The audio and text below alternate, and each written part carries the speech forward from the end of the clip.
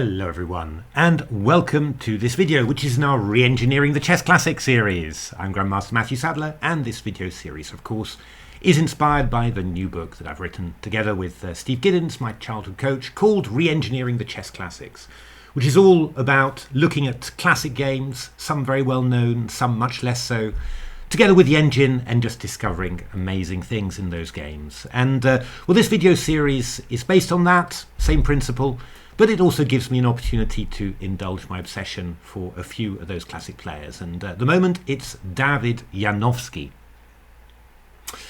So somewhere in all the books that I've been reading about him and the tournament books of tournaments he played in, I'm sure I saw a quote somewhere from Emanuel Lasker that said that that he found Janowski very difficult to deal with in the openings. He wished he could play openings like Janowski.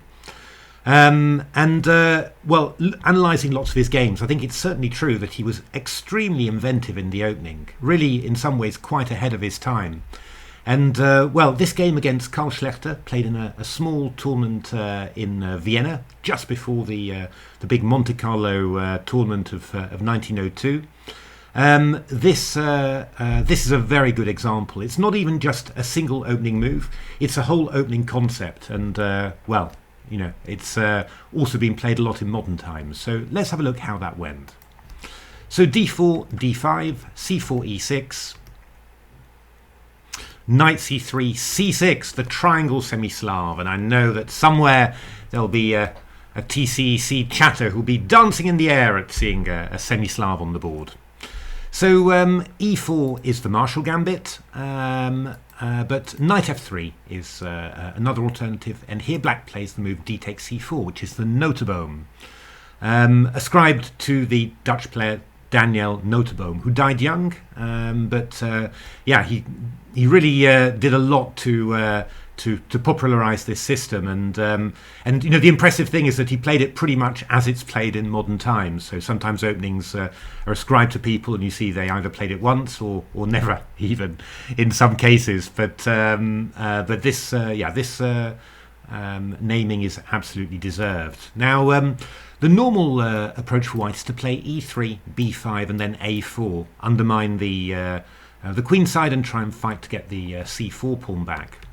What Yanovsky did was play the move e4, pretty natural, but after b5 he played something very, very interesting here. Now, there had been a previous game in 1899, I think, Zinkel against Albin, where white played a4, b4, which is also the choice of the engines, and now Zinkel played knight b1. I mean, basically you're just going to try and get that pawn back. The engines play knight e2, bring the knight round to g3, and then try and grab the c4 pawn back. Not really very much for white at all. I mean, in general, you know, once white gets close to winning the c pawn, black just gives it back with c3, and after the exchange of pawns, plays c5, liquidates some more, and it's kind of equal. So what Janowski did here was really very interesting. He played the move bishop e2. And it's not only a single move, it's a whole concept. I mean, basically what white is saying is that, you know, that pawn that I've given up on c4, that's fine. I'm just going to develop and get my pieces into play. I've got a double pawn center. And then at some stage, I'm going to do something about those pawns. And that's most likely just going to be playing b3, getting rid of the c4 pawn, and then just claiming that I've got great compensation because I've got more space. You've got weak queenside pawns, and I'm going to have some attacking chances somewhere. Now, yeah, I mean, this is quite a concept, and actually it's seen in a number of other openings. So, for example, I remember the English player Richard Pert telling me that he'd started playing this line in the Slav, in the Geller Gambit after b5, instead of playing e5, knight d5, and then a4, or knight g5, both possibilities. He just played the simple move bishop e2, which he'd seen that the engines were not unhappy about, and yeah, he was winning lots and lots of games with it. And a little bit further back, after knight c3, I actually played this line of the Botvinnik, bishop g5, takes e4, b5, and then queen c2, which I thought was a Spassky idea, although actually looking at it now, I can't see a single game of Spassky. One game of Petrosian's, but nothing of Spassky's. But the idea was very similar again. You know, you just develop, get your pieces into play, and then at some stage you'll go b3, get rid of that advanced pawn and just claim, well, you know, the queenside pawns that remain, b5, c6 are a bit exposed, and with a double pawn centre I'm bound to have attacking chances. I played like this against Shirov in Romania in the World Under-16 Championship, and I seem to remember had a pretty good game, even though I lost in the end. But yeah, it wasn't a stupid idea at all. And of course, you know, we've got also the Moscow anti-Moscow gambit, where you know, these sort of things are happening as well. e4, b5, and okay, in that case, you know, White's managed to get this sort of weakening of the king side, which adds a little bit of something extra to it. But still, the idea is the same. You know, White just gives away the pawn, gives Black this seemingly huge queenside majority, but aims later just to get rid of it and just claim that, well, what remains is only weaknesses, and you know, for a pawn, you're happy to sacrifice that for that sort of play. So yeah, I mean, what Janowski is doing in 1902, yeah, the first player to do this, really very, very impressive indeed. So a6 was played by Schlechter. Yeah, I mean, you can do it in all sorts of ways here, really. The engine suggesting lots of different things, but what Schlechter does is very, very reasonable in actual fact. So playing a6 will give Black the opportunity later to play c5, hitting the d4 pawn. And of course, that's quite tempting, because, you know, if you can get rid of the double pawn centre, then that's part of the compensation gone, and also you've got rid of your double c pawns as well. So castles. The engine's also looking at b3 straight away in this position, quite interesting. b4, knight a4, c3 and a3, a5. So, you know, there's some tension there. Knight c5 played. White's really trying to make a go of you know, of breaking up these queenside pawns as quickly as possible. Very interesting plan, played by Stockfish against Leela in my engine games. But you know, Yanovsky simply follows his concept, and yeah, frankly, that's definitely good enough, especially for a first game in this line. So knight f6 played by Schlechter. Probably, you know, I mean, the point of knight f6 is that you can get hit by e5 or pinned by bishop g5. So I think probably, you know, from a modern perspective, I'd probably play a move like bishop b7 first, and you know, and maybe threaten to play c5 as quickly as possible. But knight f6, very reasonable move. Queen c2, you know, just same concept as what I was doing against Shirov. Just defending the pawn on e4, so basically making sure that after b4, you know, the pawn on e4 isn't hanging, and well, you know, preparing the to play rook d1, also to play bishop g5 and connect the rooks. So all a good concept. Bishop b7, and now bishop g5. Now the engines don't like bishop g5 so much. The reason is that you know, Black will play h6. And White isn't really going to play bishop takes f6, so the bishop will have to move somewhere. And well, the engines kind of feel that having h6 in lots of scenarios is actually just quite a nice plus. But you know, I'm not criticising Janowski for this at all, because it's a very, very natural move indeed. I mean, what the engines want to do is to play b3 immediately, you know, and just go for this structure immediately. But we'll just see that Janowski also did this later in the game. So bishop g5. Queen b6 from Schlechter. h6 was what the engines preferred, but a very, very normal, natural move in the in this specific line. You know, the queen's good on b6, attacks d4, threatens c5, also defends b5 if ever White goes a4, and then the very calm rook fd1. Just protecting the d4 pawn, activating the rook. I mean, it's really incredibly calm play from Janowski, and not everyone can do it. You know, they start looking at that pawn on c4. I know I'm guilty of that sort of stuff, and thinking, oh, I've got to do something, I've got to break through. But Janowski just keeps on building up his position, and I think, you know, Janowski's idea here is that, you know, if you do something like c5, then he wanted to be ready to play d5. And something like bishop e7, we can go a4, and you know, this is quite nice, really. I mean, if you go knight bd7, then I can take off on here.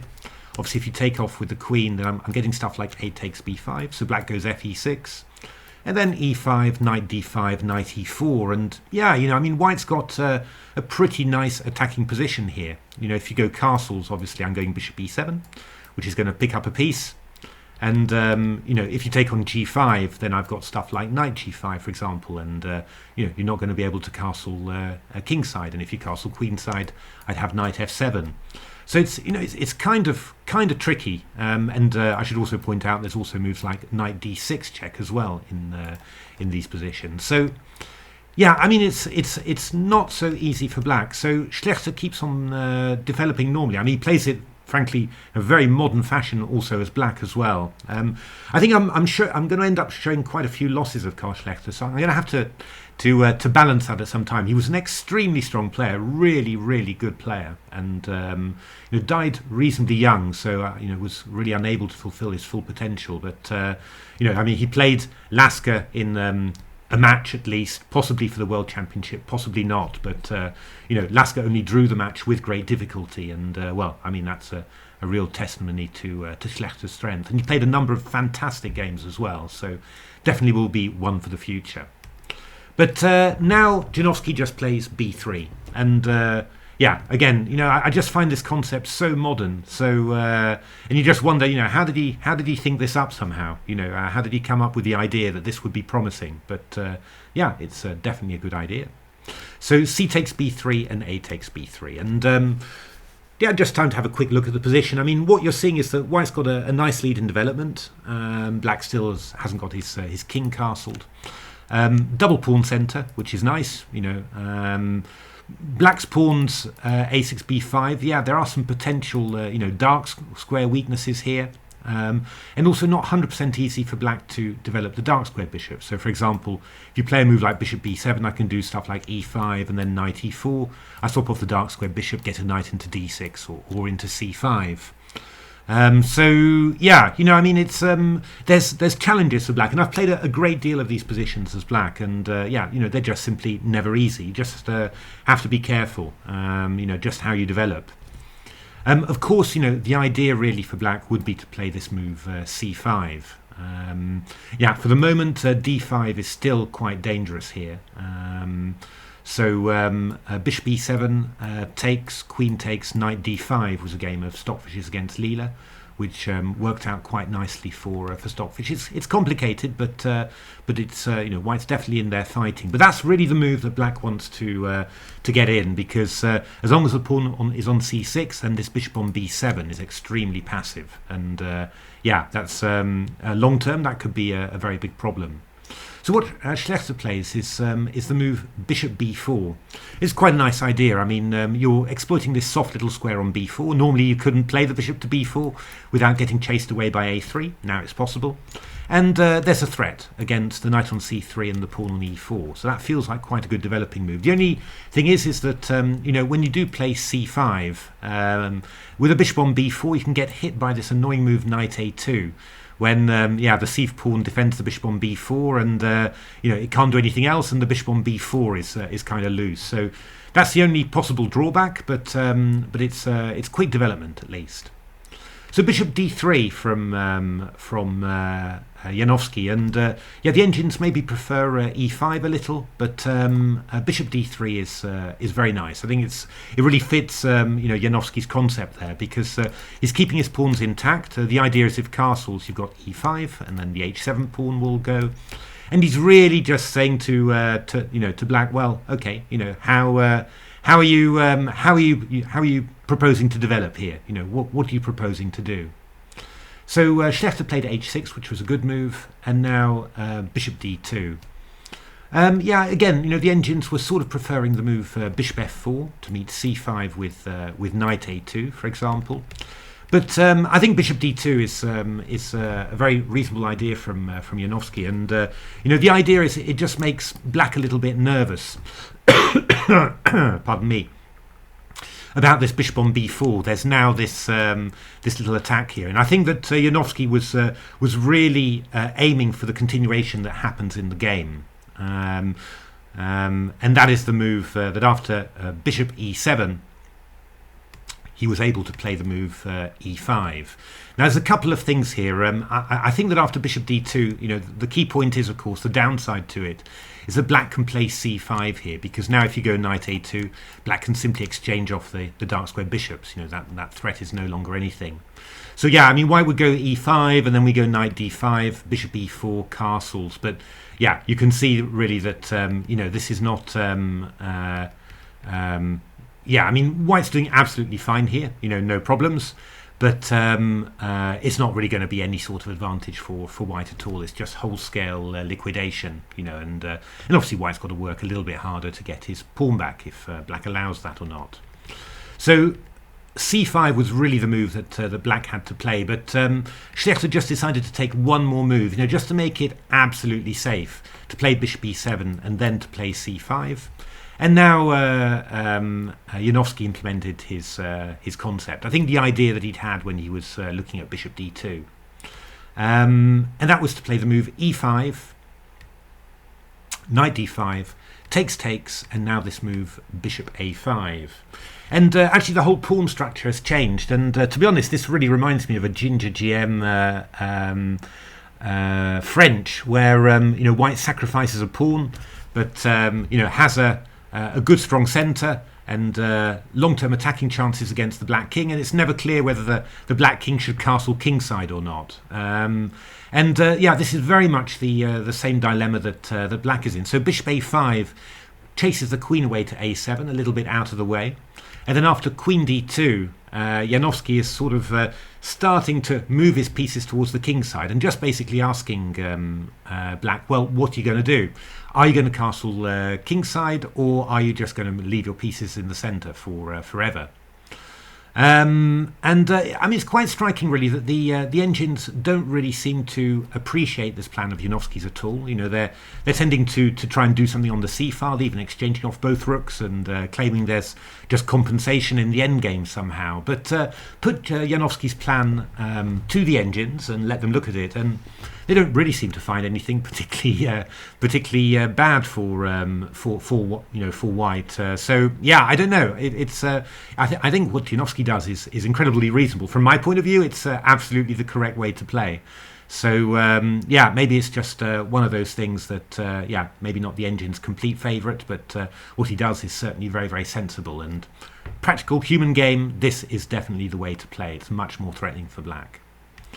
So castles was played by Schlechter. A very reasonable decision. I mean, the engines were looking at playing moves like knight b8 to c6, for example, just to chase away the bishop, or playing rook c8 first in order to play knight b8 to c6. So basically, the engines were looking to chase away this irritating bishop and maybe get this queen active. As soon as the bishop retreated, the queen was coming back into play with queen b6 before castling kingside.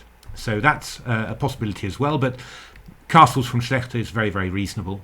And now the move queen f4.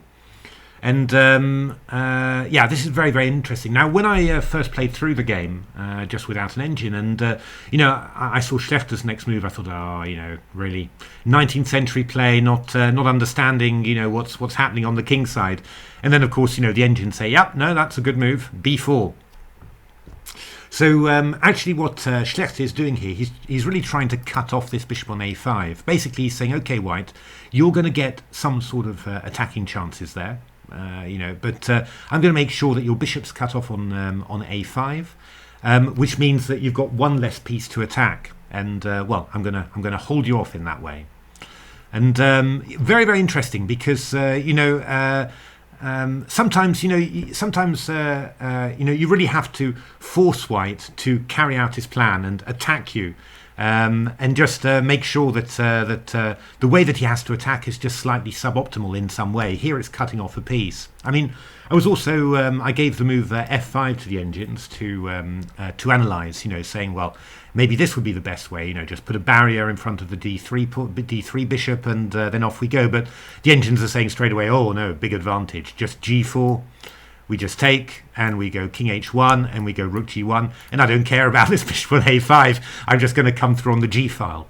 So what Schlechter does is absolutely perfect.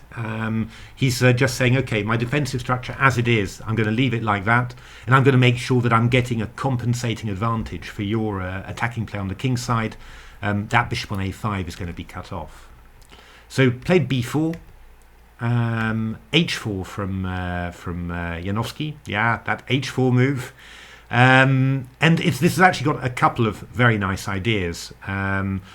It could be, of course, just to move the pawn up, but Janowski's actually got a much cleverer idea. I mean, really, you're seeing this in 1902, and you're saying, all of these things, a lot of these things, I recognise. They're the things that Janowski is doing, but I recognise them from games from recent games and from engine games and that sort of thing. Really, the top players of that time, at times in their games, they really reached, levels of which I'm simply in awe, because they simply transcended the level of knowledge that was there at their time, and you wonder how they do it somehow. So after h4, Schlechter played knight b8, which is really making sure he wants to get that dark squared bishop somehow. The engines were a little bit more cautious. They were playing the move bishop c6, which is quite nice because it sort of connects the queen with the rest of the board along the second rank. And well, you saw that after g4, f6. This is a game Lila against Stockfish, one of my engine games. g5, and then knight takes e5 here. So clever little move order there. Knight takes c5. If you take with the d pawn, I take like this, and this is very, very dangerous. So knight takes c5, takes, and then queen d7, and the queen comes over. And after rook e1, we played bishop b5, just trying to swap off these. And after bishop c2, bishop d6, and basically what you've managed to achieve here. I mean, white gets the pawn back, but going to be very hard for white to keep the queens on the board, because if the queen moves, then there's access to g4, and we've kept the bishop a little bit out of play there, so there's not too much danger. So I mean, this was quite a nice way of playing, and I think it sort of mixes, the plan of going after that bishop on a5, cutting it off, with some of the defensive, some defensive ideas as well. Connecting the queen to the rest of the board, and I mean, on that theme, connecting what happens when your queen is disconnected from the board. There's a really great example in Game Changer. Where we show a game of Capablanca against Sir George Thomas, and a very famous game that Sir George Thomas, the English amateur, won. He beat Bob Vinnick and Capablanca in successive games. Absolutely incredible. But that showed, very clearly what happened when Capablanca sort of played some poor positional moves from a better position, got his queen cut off, and suddenly all the tactics work for his opponent. And I mean, bishop c6 is kind of repairing that in this position, connecting the queen to the rest of the board. So knight b8 was played by Schlechter. It's not a bad move, but the risk is increasing. And, white's got a couple of moves here. I mean, g4, that was played by Lila against Stockfish. Knight c6, g5. Absolutely possible. But Janowski comes up with something very, very nice, I have to say, and really shows great vision. He played the move knight h2. So this was the point of having the pawn on h4, allowing the knight to come to h2 to g4 and go knight f6 or knight h6. And I'm pretty sure that this came as a fairly big shock to Schlechter. Well, it certainly came as a shock to me. I hadn't seen this one coming at all. The reason I say I think it came as a shock is that, well, you see Schlecter's next reaction, which was f5, which was basically, just trying to block up the king side, stop that knight getting to g4. Obviously, he felt that this was a very dangerous threat. I mean, knight c6 was played by the engines, knight g4, king h8, trying to sidestep. So now black's got the threat of queen takes d4. And then after bishop b1, then he was playing f5. And the idea is that, I guess that black's just got a slightly improved version of what Schlechter gets in the game. Simply, we force the bishop to b1, and we've got our king safe on h8 away from checks. And after takes, queen e3, rook c8, queen d3, rook f5 was played by the engines, and Yeah, sort of surviving. Yeah, I mean it's all, you know, it's kind of hanging by a thread. And the key point is G4. There's knight E5 here, which is very, very nice with DE. Ha! This queen's coming into play. But I mean, it's really very difficult to spot. And, you know, just in general terms, I mean, I would probably rather be white. I mean, the only fly in the ointment is this, you know, what Schlechter set out to do actually in the game, which is this bishop on A5, which is kind of out of the way. But still, this is, you know, this is a very dangerous position for black. But just, yeah, I mean, just by going knight C6, king H8, tweaking the move order around, basically, the engines managed to get a, you know, a somewhat better version of what Schlechter got in the game. He played F5 immediately, and then E takes F6, and now Rook F6. And the engines aren't very happy about this at all. In actual fact, they really want to go for counterplay. They play the nice move knight C6. That's very nice. Just defending the pawn on B4 before you take with the bishop on F6. And oh sorry, so knight G4, bishop F6, queen G3, and now E5. I mean, basically they're just going, you know, full out for big counterplay here. And yeah, you know, the idea is that if you go DE, I'm going knight E5, and if you take, I'm going to be taking on here. And if you take, I'm going queen F2, and I've got, you know, ideas like D4 and queen takes H4 check and that sort of thing. You know, the engines are really going for it somehow. You know, they really see that this is the moment when stuff has got to happen. Schlechter's move Rook F6 somehow doesn't quite hit the spot. This rook is not a particularly active piece, and it's going to get hit, of course, by knight G4 later. So yeah, kind of negates the point of having played F5. You played F5 to try and stop a knight getting to G4. What you're ending up with is just you've given the knight on G4 an even bigger target there. Queen E3 was played by Janowski. Queen G3 preferred by the engines, but the idea is pretty similar. I mean, here the engines are going full attack again, and they're just playing the move E5 here, just with the idea of, okay, here I'm going to sacrifice the exchange and then try and survive this endgame. And yeah, I mean, Stockfish was able to survive this as black. Yeah, I don't know, doesn't look that great, to be honest. Schlechter decided that you know, I just can't afford to do anything in particular. If I go Rook F7, then just Queen E6 is coming in, and well, I mean, look at all those threats. I mean, you're not going to survive for long somehow. So yeah, he played Rook AF8, and yeah, I mean, you can see really how, you know, basically how badly Schlechter's plan has failed. You know, played to shut off the bishop with the B pawn, get some compensation for the king side, but somehow, because of Yanovsky's unusual play here with knight H2, he sort of felt himself compelled to open up the king side.